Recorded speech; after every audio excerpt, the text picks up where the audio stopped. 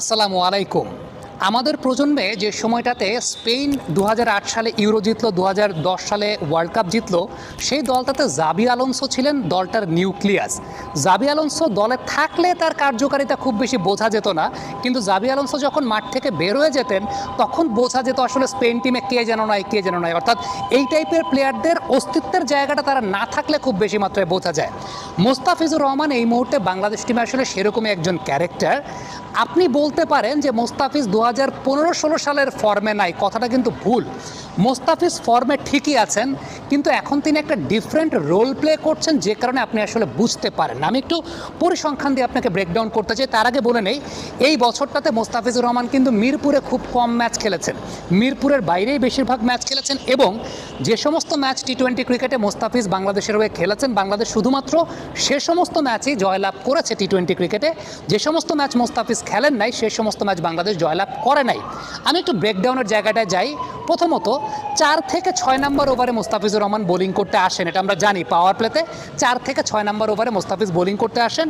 এই 4 থেকে 6 নম্বর ওভারে চলতি বছর মোস্তাফিজের ইকোনমি রেটটা 4.20, 5 ওভার বল করে 21 রান দিয়ে 2টা উইকেট তিনি পেয়েছেন, যেটা মোস্তাফিজুর রহমান ২০১৫ সালে, যেটা তার ক্যারিয়ারের আমরা একদম প্রাইম টাইম বলি, সেই বছরটাতেও 4 থেকে 6 নম্বর ওভারে তার ইকোনমি রেট ছিল 4.80। আপনি চিন্তা করেন, এই বছরটাতে 4.20, যেটা ২০১৫ সালে ছিল 4.80। দ্বিতীয়ত যে ফেজটা বলবো সেটা হচ্ছে 7 থেকে 15 নম্বর ওভারের ফেজ। 7 থেকে 15 নম্বর ওভারের ফেজে চলতি বছর মোস্তাফিজুর রহমানের ইকোনমি রেটটা 4.20, 5 ওভার বল করে 21 রান দিয়ে 1টা উইকেট তিনি পেয়েছেন, যেটা ২০১৫ সালে তার ছিল 7 থেকে 15 নম্বর ওভারে 6.50। এই সময়টায় মোস্তাফিজ এই বছরটাতে বা এখনকার সময় উইকেট কম পেলেও বোলিং পার্টনারশিপ ম্যাটার্স।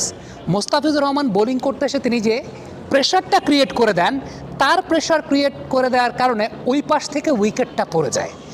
এই জায়গাটা ডিফারেন্ট রোলে মানিয়ে নেওয়া, হ্যাঁ সেটার জন্য সময় লেগেছে। মোস্তাফিজের শোল্ডার ইঞ্জুরি ছিল, সেখান থেকে কামব্যাক করা, বোলিং অ্যাকশনের পরিবর্তন হয়েছেন, সেগুলোকে অ্যাডজাস্টমেন্টে নিয়ে আসতে আসতে সময় লেগেছে, কিন্তু মোস্তাফিজ কিন্তু তার কাজটা করে দিয়ে যাচ্ছেন, তার কাজটা রেগুলারলি করছেন। আদারওয়াইজ আইপিএলের মতো মঞ্চে দিল্লি ক্যাপিটালস যখন তাকে দলে নিল, 3টা ম্যাচে তার বোলিং পরিসংখ্যানটা যদি আমরা একটু খেয়াল করে দেখি, প্রথম ম্যাচে 28 রান দিয়ে উইকেট পান নাই, বাট ভালো বোলিং করেছেন দলের সবার মধ্যে।